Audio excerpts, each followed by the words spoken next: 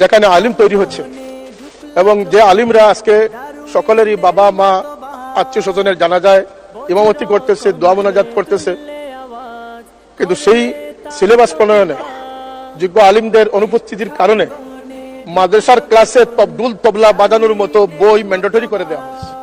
এটি দুঃখজনক মানুষ স্পিকার।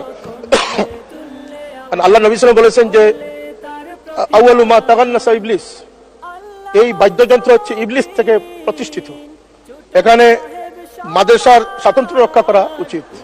আমি বলবো স্কুল কলেজ ইউনিভার্সিটির সিলেবাসেও যারা দেশপ্রেমিক এবং যারা শিক্ষাবিদ তাদের অংশগ্রহণে তোমায় বড় প্রয়োজন। আল্লামা হুসামউদ্দিন ছোট সাহেব সবার, তুমি রাহবার, তুমি দুর্বার, তুমি প্রিয় লাখ জনতার।